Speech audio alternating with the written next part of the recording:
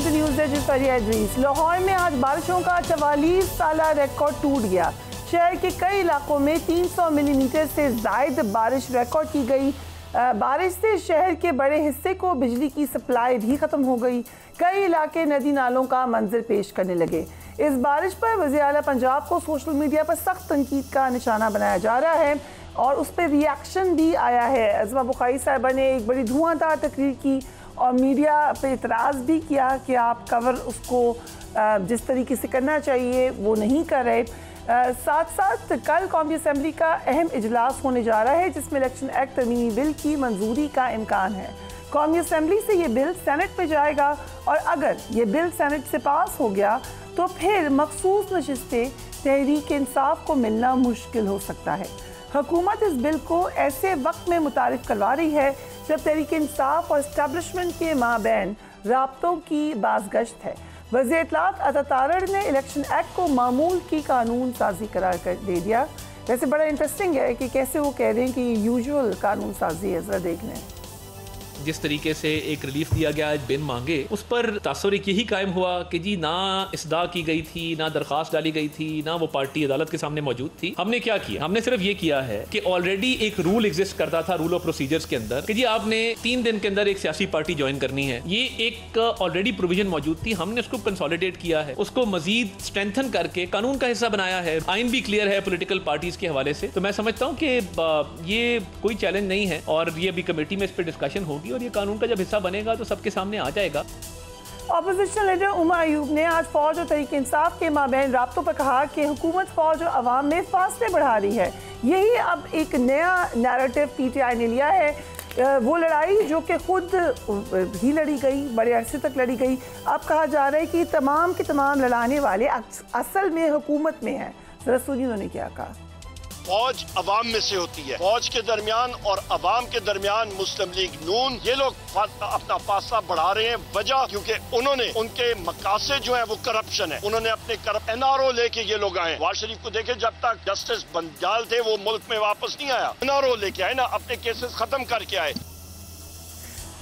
अगरचे ये खबरें तो चलना शुरू हुई थी, पीटीआई की तरफ से भी एक मोहब्बत भरे पैगामात आना शुरू हुए, लेकिन जो असल तक़वियत मिलती है कि शायद इन बातों में सदाकत है वो खुद ही हुकूमत का रिएक्शन है।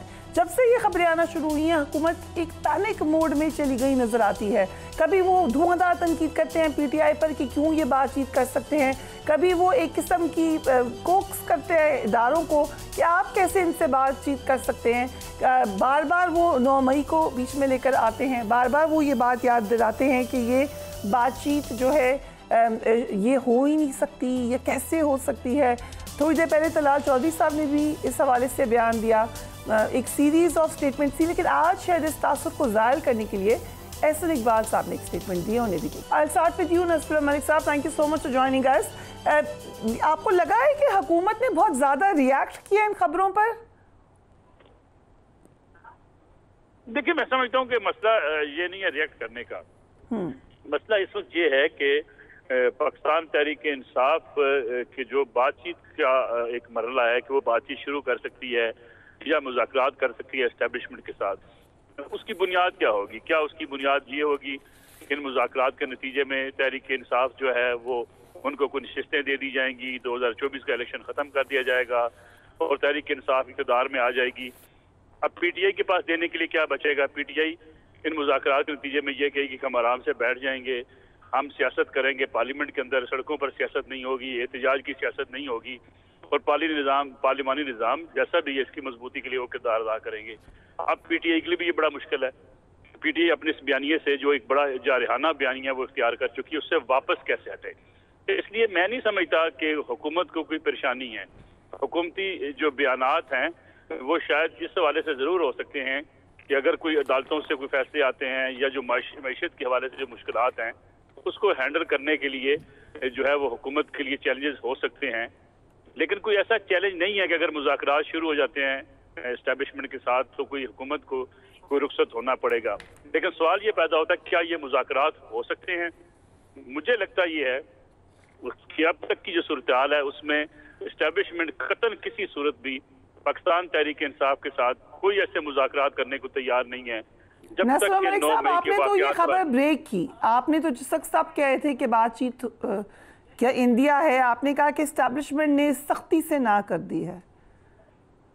देखिए एस्टैब्लिशमेंट क्या, ये बड़ी पुख्ता सोच पाई जाती है कि 9 मई के वाक़यात हों या उसके बाद इक़्तिदार से निकलने के बाद जो तहरीक इंसाफ ने जो रियासती इदारों को, फौज को, आर्मी चीफ को जो मुतनाज़ करने की कोशिशें की हैं, उसमें वो पीटीआई को जिम्मेदार समझती हैं और वे समझती हैं कि अगर 9 मई के हवाले से अगर तहरीक इंसाफ के चेयरमैन आम माफ़ी नहीं मांगते, पब्लिक के सामने माफ़ी नहीं मांगते, तो इस पर हम कोई बातचीत सुनने को तैयार ही नहीं है। उसकी वजह ये है कि अगर उस वाक़े का, उन वाक़यात को जो उस रोज़ हुए बदकिस्मती से, उस पे अगर एस्टैब्लिशमेंट मलिक साहब, let me quickly remind you कि 9 मई पे तो बयान आ गया था, एक किस्म का सॉफ्टनिंग हुई लगी है पीटीआई के स्टांस में, कम से कम एक बयान की हद तक ये बात कही गई कि हमने एहतजाज का कहा था, लेकिन कहा था पुरअमन एहतजाज करे। This was sort of a development. देखें, ये उस वक्त कहने के बाद की बातें हैं जब ये कह दिया गया था आईजी पंजाब मुलव्वस हैं, वज़ीर दाखिला जो इस वक्त के हैं उनके ऊपर इल्जाम लगाया गया। पीएमएलएन को कहा गया ये लंदन प्लान बना था और लंदन प्लान के नतीजे में सारा कुछ हुआ 9 मई का। इतना कुछ करने के बाद मैं नहीं समझता कि इस किस्म के एक बयान के बाद कोई बर्फ पिघल सकती है। दूसरा, आपको याद होगा जब अब जीएचक्यू के बाहर आ रही थी तहरीक इंसाफ, उस वक्त क्या था? उस वक्त ये कहा जा रहा था कि हम आर्मी चीफ की तैनाती नहीं होने देंगे। इमरान खान साहब के बयानात हैं। तो मैं समझता हूँ कि ये चीजें इतनी जल्दी से बर्फ पिघलने वाली नहीं है और ये मामलात इतनी जल्दी सेटल नहीं हो सकते जब तक कि तहरीक इंसाफ इस बात को मान ले कि हमसे गलती हुई थी और आगे बढ़ने से पहले ये तय करे कि आज के बाद ट्रोलिंग नहीं होगी, आज के बाद बयानबाजी नहीं होगी और आज के बाद फौज को टारगेट नहीं किया जाएगा, तो फिर शायद कहीं कोई ऐसा इम्कान मौजूद हो सकता है। आज के दिन तक तो ऐसे हालात नजर नहीं आते और खतर के ऊपर वीडियोस नहीं बनाई जाएंगी। Thank you for your very very detailed analysis. हमारे साथ रहिएगा मलिक साहब। मैं बानी कुरैशी साहिबा, thank you so much for being on the programme. सबसे पहले तो आपकी शाह साहब से मुलाकात हुई है जी, क्या कह रहे हैं वो, हाउ इज ही? जी, मैं बड़ी फिक्रमंद थे हम शुरू में जब उनको अडियाला से लाहौर शिफ्ट किया गया, क्योंकि रात के बीच में ही उनको ले गए। फिर हमें बताया नहीं गया कि उनको शिफ्ट किया जा रहा है। हमें बताया गया कि अडियाला वापस लेकर जा रहे हैं, आधा रास्ता लेकर फिर वापस ले गए। तो ऑब्वियसली एक एंग्जाइटी थी अमंगस्ट द फैमिली कि किधर लेके जा रहे हैं, क्या है। बट मैं उनसे मिली हूँ, माशाल्लाह ही इज़ वेल। वो अब कोट लखपत में उन्होंने अपना घर बना लिया है। राइट पहले अडियाला घर हुआ करता था। तो ही इज़ कम्फर्टेबल।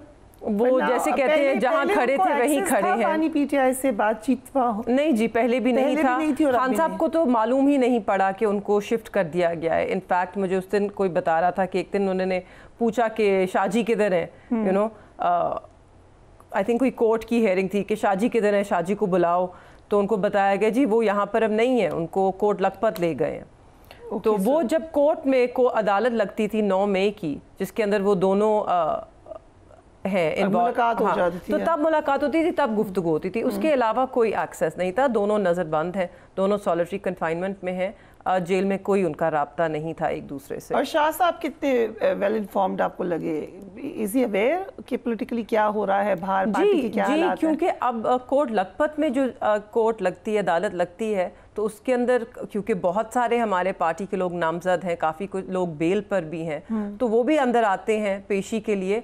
तो उन्हें मालूमात मिलती हैं कि क्या हो रहा है, और हम भी देते हैं जब भी हम जाते हैं तो हमको, तो वो ही इज़ अप टू डेट, उनको मालूम है कि सब क्या हो रहा है। उसके अलावा एक और मीटिंग जुल्फी बुखारी के, हमारा बरतानवी पार्लियामेंट के मेंबर्स से भी आपकी मुलाकात हुई, यू वर अब्रॉड, क्योंकि जो करारदाद आई, अमेरिकी कांग्रेस में करारदाद पास हुई, उसकी उस तरह की कोई बरतानिया में भी आने की?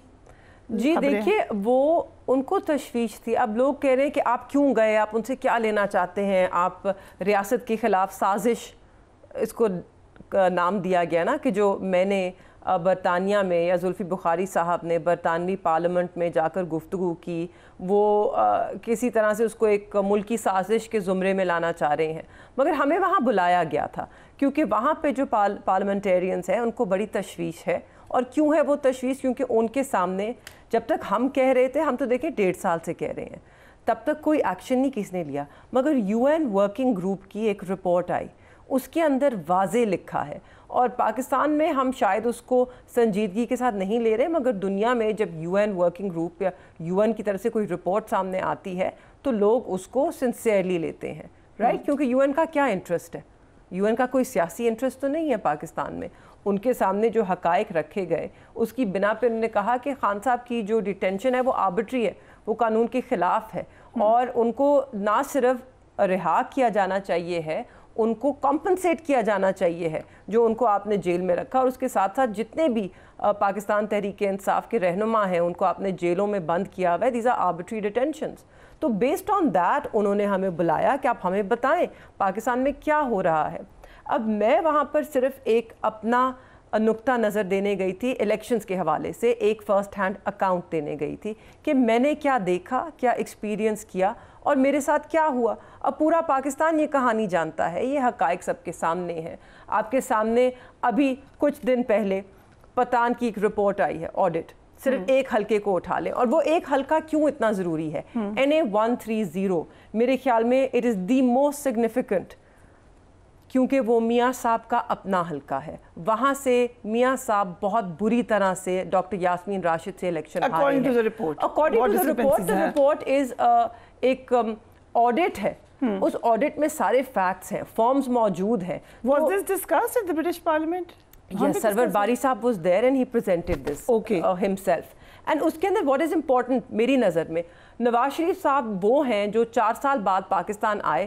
نون لیگ نے پورا اپنا بیانیہ بنایا کہ میاں صاحب آ رہے ہیں پاکستان کو بچانے، ایک نئی امید، پاکستان کو نواز دو، یہ ان کا کیمپین کا نعرہ تھا. اب وہی شخص جو 3 بار وزیر اعظم رہ چکا ہے پاکستان کا، 4 سال بعد ملک واپس آتا ہے جلا وطنی کے بعد، اتنی ان کی قربانیوں کے بعد، اور اس کے بعد انہیں اتنی بری طرح شکست ہوتی ہے. یہ پاکستان کا مسئلہ نہیں تو اس سے کیا پتہ چلتا ہے کہ 17 سیٹوں کے علاوہ جو ہم کہہ رہے ہیں کہ باقی 100 سیٹوں پہ، درجنوں سیٹوں پہ ڈاکہ ڈلا ہے، تو پھر وہ بھی حقائق پہ مبنی ہے. اگر میاں صاحب اپنی سیٹ نہیں نکال سکے،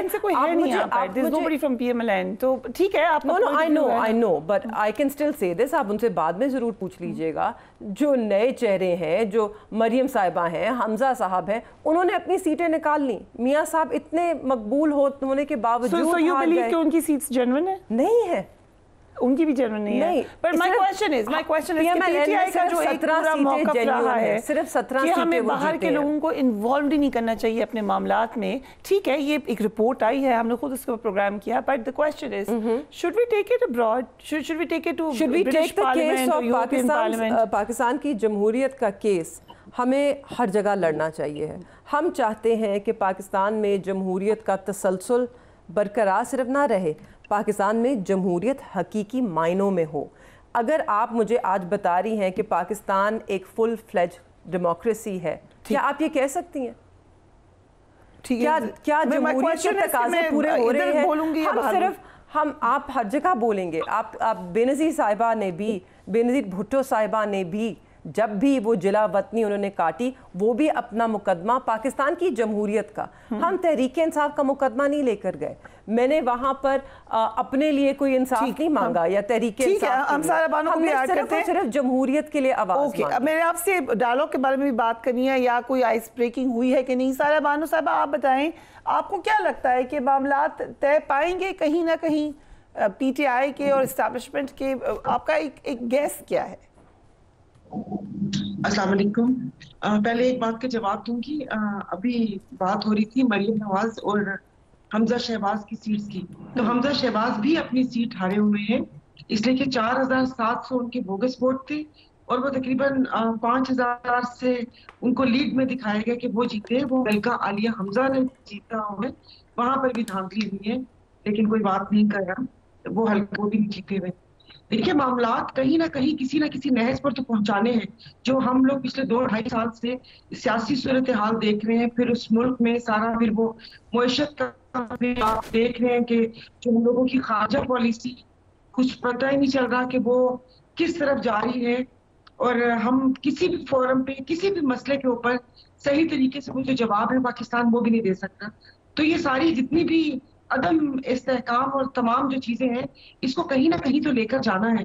یہ حالات کب تک چلتے رہیں گے؟ اب ایک طرف اگر ہم چینلز کرتے ہیں, اگر الجزیرہ, CNN یا کوئی چیز دیکھتے ہیں تو وہاں پر ایک پوری دنیا کے حالات پتہ چل رہے ہوتے ہیں. لیکن جیسے ہی ہم اپنے لوکل چینلز پر آتے ہیں, وہاں پر جو پولیس کی دوڑ ہے وہ یہی ہے کہ جنگ اور گلاس کی چوری کے مقدمے ہو جائیں. خواتین سے اتنا خوف ہے کہ آج عالیہ حمزہ کی پیشی تھی, ان کی ضمانت ہو گئی, کل مسلح جوانی ہوئے تھے, اور آج 3 صوبوں کی پولیس وہاں پر کھڑی تھی کہ ان کو گرفتار کرنے کے لیے. مجھے تو یہ سمجھ نہیں آ رہی کہ وہ ایک دھان پان سی خاتون پورے پاکستان میں 1 منٹ کے وقفے سے ایٹ اے ٹائم کیسے وہ سب کچھ کر سکتی ہے. تو چلے, یہ تو میں نے اپنا وہ کہتے ہیں دل کے پھولے پھول لیے, لیکن یہ کہیں نہ کہیں رکے گی چیز. دونوں طرف تلخیاں ہی تلخیاں ہیں. آپ خواتین کے ریس کا معاملہ ہے, 9 مئی کا معاملہ ہے, بہت سارے معاملات ہیں. ایک دوسرے کو بہت آگے جا کے ہم نے دیکھا, PTI نے تو بہت آگے جا کے کرٹیسزم کیا ہے. آپ کے خیال سے یہ ریورس ہو سکتا ہے پاکستان کی تاریخ کو دیکھتے ہوئے؟ دیکھیں یہ ہو سکتے ہیں. اور ابھی جس طرح آپ نے احسن اقبال صاحب کا بیان سنایا کہ بھائی یہ تو اب جس ادارے سے یہ لوگ بات کر رہے ہیں وہ تو ان کی مرضی نا, یہ حکومت والے اتنے مقابلے کیوں ہو رہے ہیں؟ کیونکہ ان کو سمجھ نہیں آ رہی. اگر آپ سارے ڈاٹس ملا کر دیکھیں تو میں آپ کے پروگرام میں بارہا کہہ چکی ہوں کہ ایک کمشنر راولپنڈی کے بیان سے ڈر کے ان لوگوں نے گورنمنٹ بنائی, اور ابھی بھی ان کا آپ نے دیکھا ہوگا کہ جو IPPs کا ایشو, ایک دم سے وہ IPPs کا ایشو ہم تو ہمیشہ بات کرتے رہے تھے, لیکن اس نے ہائی کریٹ کی, عوامی پلس کے اوپر ہاتھ رکھا, اور اس کے بعد وہ گوہر ایوب صاحب کی پٹیشن بھی لگ گئی, پھر کاکڑ صاحب کے بیانات. تو یہ سارے ڈاٹس کسی اور طرف اشارہ کر رہے ہیں. سو اوورآل لیکن پولیٹیکل ایکٹیویٹی میں ہم دیکھ رہے ہیں کہ بہت ساری ایکٹیویٹی ہو رہی ہے. جماعت اسلامی نے دھرنا دیا ہوا ہے, MQM نے بھی تنقید کی IPPs کے اوپر, لیکن GDA یا مسلم لیگ فنکشنل آپ کی قیادت خاموش ہے. اس کی کیا وجہ ہے؟ دیکھیے حالات, میں آپ کو یہی سمجھانے کی کوشش کر رہی ہوں کہ کسی کو کچھ سمجھ نہیں آ رہا. وہ کہہ رہے ہیں نا کہ وہ یہ چومکھی جنگ کی طرح, کہ وہ جیسے آکٹوپس کی طرح تمام مسائل چاروں طرف سے گھرے ہوئے. آپ کا خیال ہے کہ پہلے جو TLP کا دھرنا ہوا یا جماعت اسلامی کا ہوا, جب آپ کو پتا ہے کہ جو IPPs کے فیصلے یا جو انہوں نے کانٹریکٹس کیے وہ ریورس ہو ہی نہیں سکتے, پھر اس کے بعد MQM جس کو کراچی میں کوئی مینڈیٹ نہیں ملا, وہ بیٹھ کے عوامی اس کی بات کر رہے ہیں, اور پھر یہ ساری چیزیں, پھر وہاں سے تھوڑا سا ایک امن کا جھنڈا لہرایا گیا ہے, اور پھر جو حکومت ہے اس کی بوکھلاہٹ آپ ہمیں کہہ رہی ہیں, لیکن دیکھیں جو حکومت کی شراکت دار جو آئینی عہدے لے کے انجوائے کر رہی ہے, اس پیپلز پارٹی کی طرف سے بھی کتنی خاموشی ہے. تو ہم خاموشی سے دیکھ رہے ہیں کہ یہ اونٹ کا کس کروٹ بیٹھتا ہے. کہ یہ آپ نے انٹرسٹنگ بات کی کہ سمجھ کسی کو نہیں آ رہی ہے کہ ایگزیکٹلی کیا ہو رہا ہے. اوکے, کیا کرنا ہے کیا نہیں کرنا. رائٹ, ہم ایک بریک لیتے ہیں and we will be right back.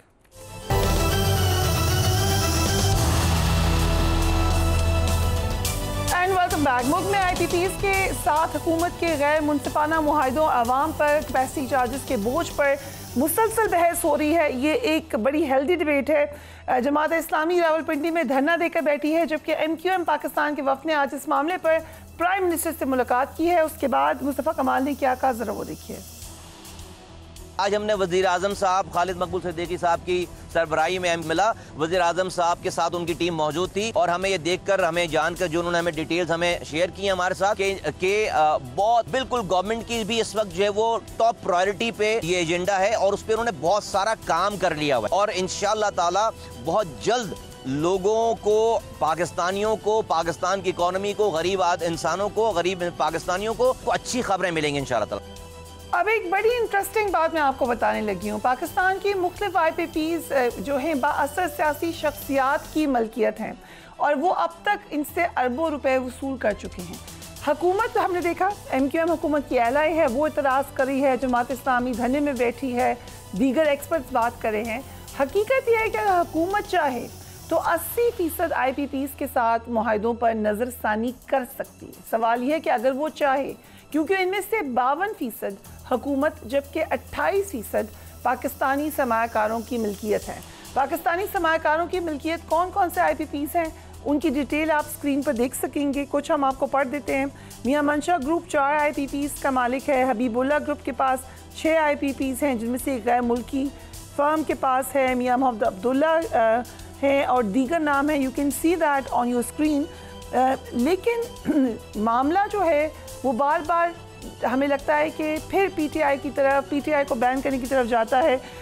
Malik साहब, अभी जो ख्वाजा आसिफ साहब ने स्टेटमेंट दी है और उन्होंने फिर एक दफ़ा बताया है कि हमारी तो जनरल फैज़ से भी बात हो रही थी, पहले वो कह चुके जनरल बाजवा से बात हो रही थी।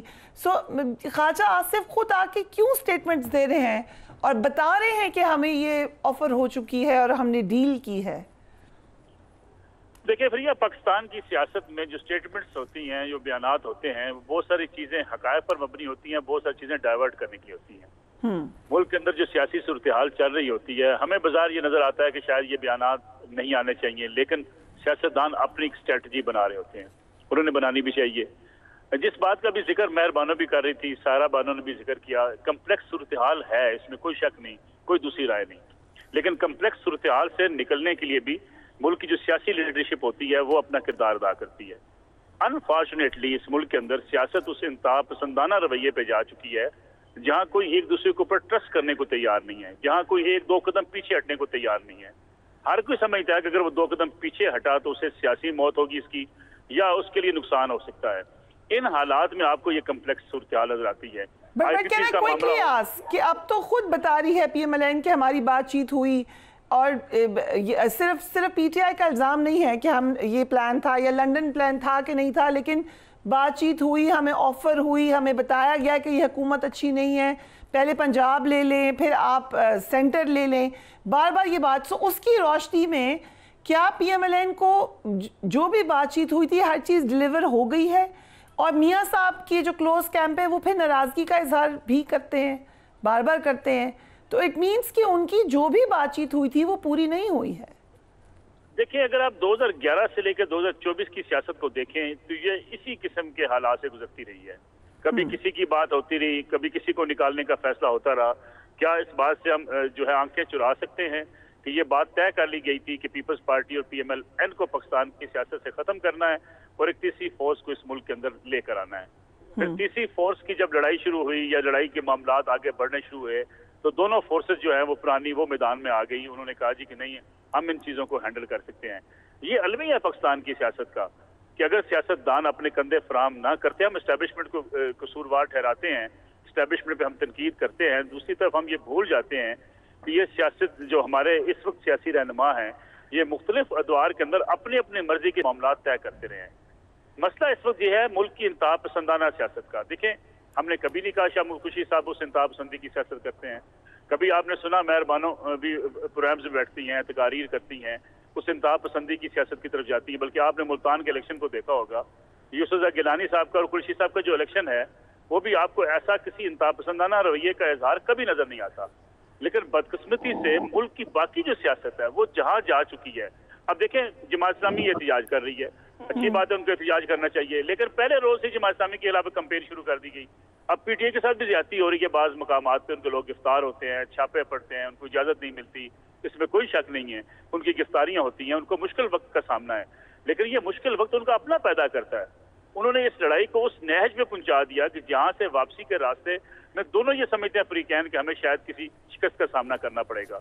बट अगेन जो ख्वाजा साहब का बयान है उससे तो हमें नजर आ रहा है कि वापसी के रास्ते खुल जाते हैं, क्योंकि जिस वक्त की वो बात करें उस वक्त तो हम सबको यही पता था कि PMLN अब इसका एटलीस्ट उनकी जो फैमिलीज हैं, जो उनकी रूलिंग फैमिलीज हैं, उनका चैप्टर खत्म किया जा रहा है, लेकिन राब्ते भी हो रहे थे, बातचीत भी हो रही थी, तो अब कैसे नहीं हो सकता ये?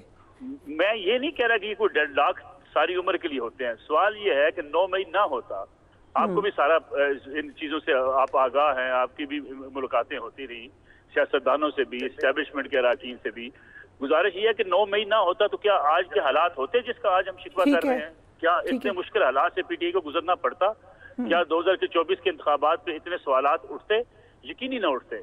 9 मई ने आपकी सियासत के अंदर मुख्तलिफ बट डॉन लीक्स के बारे में भी तो मलिक साहब ऐसे कहा जाता था, बट यू राइट कि 9 मई वाज अ गेम चेंजर, और आप लोगों के लिए भी 9 हमारे लिए जी बिल्कुल सबसे बड़ा गेम चेंजर ही 9 मई है। हम तो आज तक 9 मई के मुकदमात भुगत रहे हैं। 9 मई को बुनियाद बनाकर एक जमात को तोड़ने की कोशिश की गई। में हुआ था, यू कांट से कि हुआ ही नहीं, there are events that took place जी, बिल्कुल 9 मई को कुछ इस तरह की चीजें हुई जो हम खुद देखकर हक्के बक्के रह गए। खौफनाक चीज़ें थी, खौफनाक मंजर थे।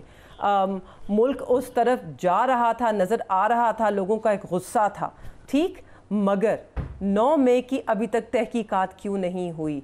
हम तो आज दिन तक कहते हैं इन्वेस्टिगेट कीजिए, हम चाहते हैं कि जो भी मुलव्विस था उसको कैफरे के दांत तक पहुंचाए, मगर 9 मई का मलबा हमारे पे डालना गलत। No, but the question, हम एक और point discuss करें, if you may allow me to elaborate. Finish this. Just in 30 seconds. But we just want to know कि 9 मई को resolve कैसे करेंगे? 9 मई को आप resolve ऐसे ही करेंगे ना, उसकी शफाफ इन्वेस्टिगेशन करके, जो हम तो कहते हैं कि whoever is responsible आप उनको सजा जरूर दें, मगर तब बात हो रही थी पहले नून लीग की तरफ से कि पीटीआई को बैन करना है, सब सोचते थे किस तरह बैन करेंगे, सडनली जी 9 मई हो गया, ठीक है। 9 मई के बाद आपने कहा ये तो दहशतगर्द तंजीम है, तब भी आपने बैन नहीं किया। अब फिर से हमने आवाज़ें सुनी हैं कि जी पीटीआई पे पाबंदी लगानी है, तो सडनली आपने 2 बोगस केसेस बना दिए, अहमद जंजुआ साहब और रऊफ हसन साहब पे, टेरर फाइनेंसिंग के और टीटीपी के साथ लिंक्स के और बारूदी मवाद। आप समझ को बात लगती है? So then it comes back to the point कि क्या आप लोगों के मामलात एस्टैब्लिशमेंट से ठीक हो सकते हैं? देखिए, असल मसला तो आपका वहीं पर है। हमारा मानना है सियासत में तो बहुत कीचड़ उछलता है, सब कहते हैं हमेशा पॉलिटिक्स इज डर्टी, इसके अंदर लान तान होती है, तनकीद होती है। अब क्यों ये इदारे गैर सियासी होते हैं? क्योंकि ये तनकीद से बालातर होते हैं, होने चाहिए हैं, इनको उसमें नहीं आना चाहिए है, क्योंकि इंस्टीट्यूशन इदारा सबसे ज़रूरी है, सबसे अहम है। खान साहब कहते हैं मेरे से भी ज़्यादा अहम इदारा है, तो हम तो चाहते हैं कि इदारे की जो इज़्ज़त और मोहब्बत लोगों के दिलों में है वो कायम रहे। आप सड़क पर जाकर गुफ्तगू सुने आम पाकिस्तानियों की, आपको तशवीश होगी। ये बयानियाँ सिर्फ नहीं है जो किसी ने बनाया है, लोगों की बयानियाँ आपने बनाया है, आप उसको बार बार इम्पोज करते हैं, आप चाहते हैं कि ये बयानियाँ पता है द ब्यूटी ऑफ बयानिया की खूबसूरती क्या होती है?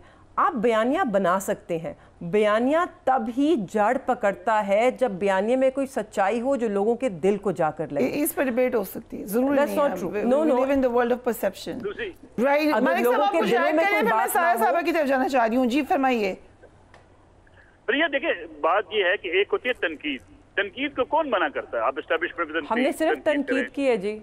और इस किस्म के बयानात मैं समझता हूँ, देखें वो जो सियासत में बयानात दिए गए और जिस किस्म की किरदार कुशी की मुहिम चलाएगी, मैं बनो आप इससे इत्तेफाक करेंगी नसरुल्लाह साहब, आप मुझे बताइए, नहीं हुआ कभी। आप मुझे एक चीज़ बता दीजिए, सॉरी अगेन कता कलामी माफ, मगर तो आप मुझे बताइए कि ये बयानिया फिर ठीक है कि जिस जमात को पाकिस्तान की अवाम ने सबसे ज़्यादा वोट दिए, आप उसको कह रहे हैं कि ये दहशतगर्द जमात है, क्या फिर वो बयानिया सही है जो इस वक्त हुकूमत बनाने की कोशिश कर रही है? देखिए, सियासी जमातें एक दूसरे के ख़िलाफ़ लान तान भी करती हैं, बयानिया भी बनाती हैं।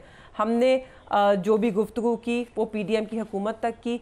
आर्मी चीफ तो वही हैं कि जब उनकी होनी थी तैनाती तो इमरान खान साहब ने सपोर्ट की। So you have no issue with the leadership, with the we have no leadership with the institution provided we, हमारा एक ही इशू है बुनियादी, वो है कि मुदाखलत नहीं होनी चाहिए है आईनी हदूद के अंदर रहते हुए हर इदारे को, चाहे वो अदालतें हों चाहे वो पार्लियामान हो। ठीक, साया साहबा क्या नजर आ रहा है आपको आइंदा आने वाले दिनों में? रिजर्व सीट्स के हवाले से हुकूमत ने ये अदा कर लिया है कि ये नहीं देनी है, सो क्या होगा फिर?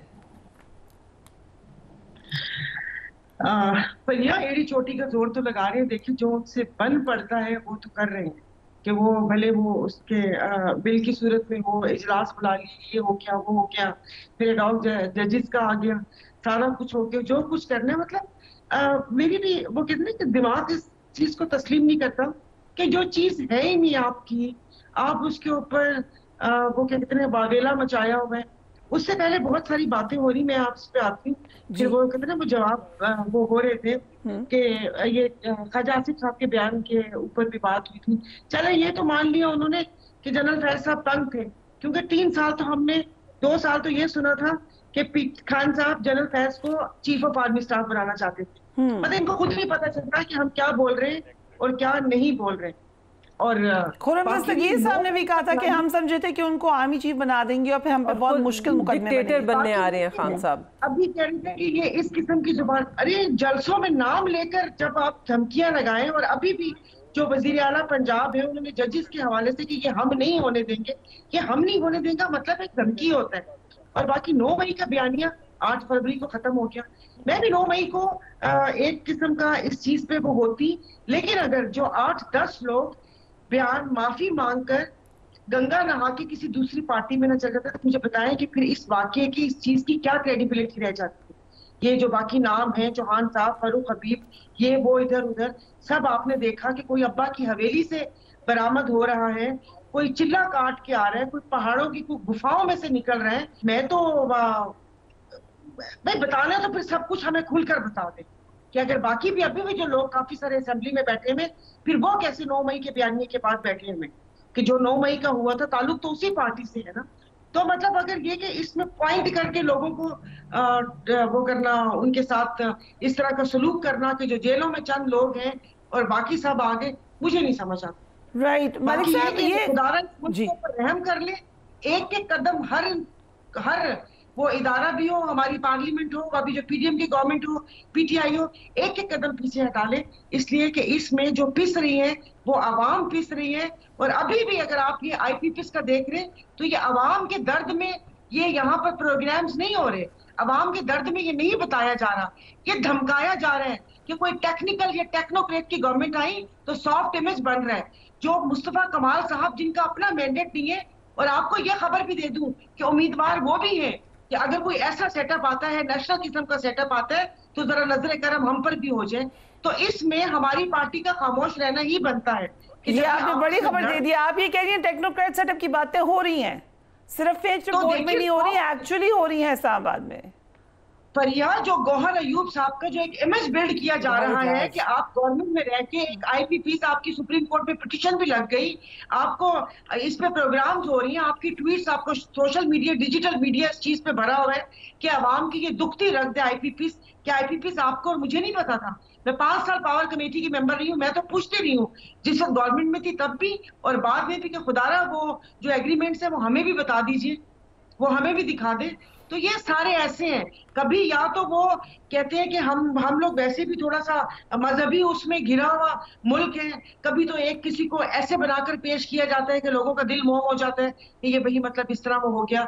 तो आपने जो पुराने किस्से सुने में होंगे कि जब कभी इस तरह होता था, मैं बहुत पुरानी सियासत की बात कर रही हूँ 86 के बाद से, तो वो फिर एक उम्रा करवा दिया जाता था कि जिससे थोड़ा सा इमेज बेहतर हो। ओके, चलिए, this is all very interesting information, thank you so much for joining अस। उसके बाद बात करेंगे कि क्या होने जा रहा है दुनिया में, एक बहुत बड़ी असैसिनेशन, उसका इम्पैक्ट क्या होगा। We will be talking about it right after the break.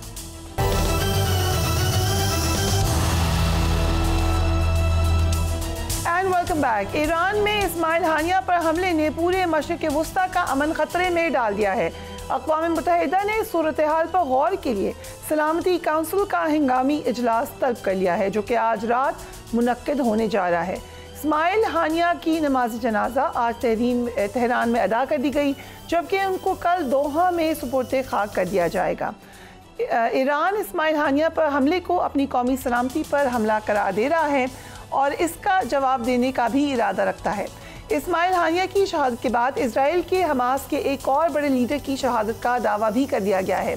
Israel के मुताबिक हमास के अस्करी विंग के सरबराह और 7 अक्टूबर के ज़मीनी हमले के मास्टरमाइंड मोहम्मद ज़ईफ़ 13 जुलाई को खान यूनिस में बमबारी की वजह से शहीद हो गए।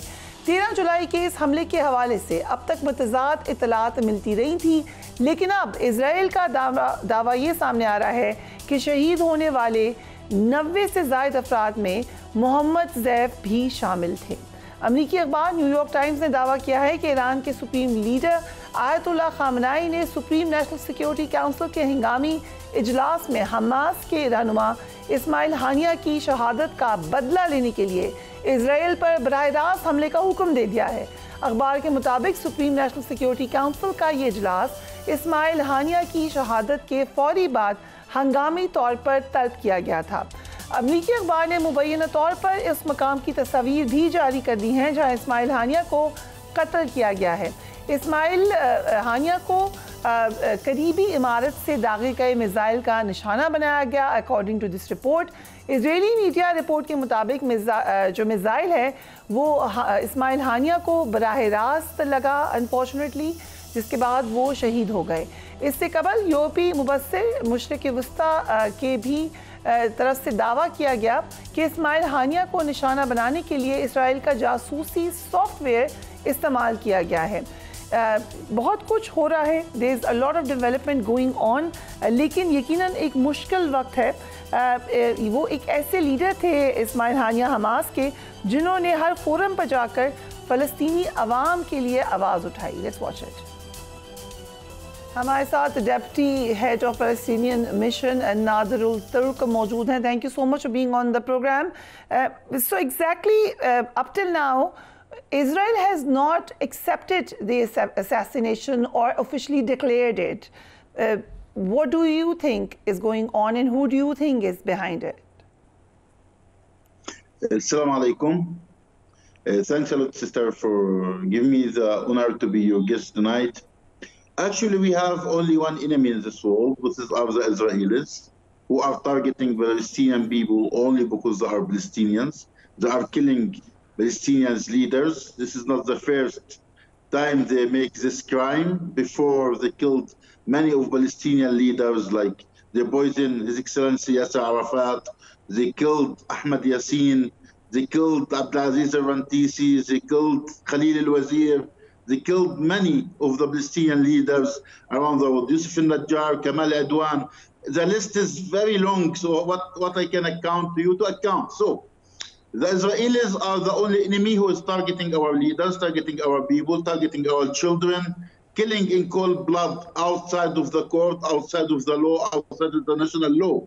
If there is other one can be helping them, supporting them with that, it's going to be for sure the Americans. Because only the Americans are partners in these crimes against humanity. They are partners in the Israeli crimes against Palestinian people. So if there is other hand involved in this, it's going to be for sure the American government. So Israel and the American government can be involved only in this issue. Right. As we know, there were talks of ceasefire before this development. Do you think there is any chance of those being started again? Actually, to be clear, Israelis don't like to have ceasefire. I speak about Israelis government, and actually we have two positions. Israelis people, Israelis army, Israelis intelligence departments are seeking after and looking for ceasing fire because they are like to have rest because they never fight for 10 months. Always they are involved in war for 3, 5, 6 days, not more than this. So this is, I think, the first time in history after they are occupied Beirut and south of Lebanon in 1982, when they faced our freedom fighters there. It was a war for 88 days. But this is the first time ever the Israeli army involved in war for more than 10 months. So, on the other hand, the Israeli government with Prime Minister Benjamin Netanyahu don't like to have a ceasefire because the meaning of that is going to be the end of his government, and he's going to face 4 cases in the Israeli court of corruption, and he's going to spend the rest of his life in jail. So he is afraid about the second day after this war against Gaza. So he don't like this war to be end. And he like to extend it to go to Yemen, go to Lebanon, and who knows, maybe he go even for other countries around in the region. So how exactly do you think Iran should respond to this attack? There are reports in a US-based newspaper saying that their supreme leader has actually said that we will retaliate. What is your expectation? First of all, sister, I am Palestinian official. I'm not Iranian official. So this question can be answered by Iranian official because this is their decision. They are an independent country. They are our brothers. So they know how can they respond and what they can do. They can understand and make analysis for what they like to do and what they can do. But on the other hand, yesterday they take the case, our Iranian brother, to the United Nations, to be decided and discussed there to decide what going to be the international community answer of this crimes by the Israelis by attacking other independent country territories. If they get satisfied from that, they can. If they are not satisfied of what, if the American use veto or something against that, they have the right to do what they want and what they feel it is make them satisfied. It looks like Israel is having a rethink of its strategy. Instead of attacking civilians on Gaza, maybe, or in addition to doing that, they're now planning to attack one by one all Hamas leadership, who they claim are part of the military wing. Will this change strategy have an impact? Sister, as I mentioned before, Israelis like to take this region for more conflict, to make this war never end, because they like to get out from this war one main thing, to transfer displaced Palestinian people outside of Palestine, because they want to, Israel, when it was established as a state in 1948, it was established over many lies. One of the lies that is Palestine, a land without people for people without land. So they like to make their lies facts on the ground by displaced Palestinians out of Palestine. That's why, if you are following what's happening on the ground in Gaza, they destroyed all the infrastructure. 80% yes, I'm going to ask you exactly what is the situation in Gaza. All the universities, many schools, most of the hospitals, because they don't want to leave anything to support the living of people in Gaza land. And they're going to do the same on West Bank if they have the opportunity for that. Right. Thank you so much, Nazrul Turk, for joining us on the program. सूरत-ए-हाल इंतहाई गंभीर, complicated है. यकीनन इस वक्त तमाम निगाहें Iran पर भी जमी हुई हैं. अमेरिकन अखबार के मुताबिक ये बात कही गई है कि वहाँ से रिटेलिएशन होगी, लेकिन जो भी सूरत-ए-हाल होगी इसका इम्पैक्ट अब ना सिर्फ खत्ते पर होगा, मिडिल ईस्ट के एरिया में होगा, बल्कि ये पूरी दुनिया को इसका इम्पैक्ट आ सकता है. इसीलिए शायद बार बार दोबारा सीज़ फायर की तरफ जाने के लिए मुख्तलिफ वर्ल्ड पावर्स कह रही हैं. But what will happen only time can tell. Do take care of yourself. अल्लाह हाफिज़.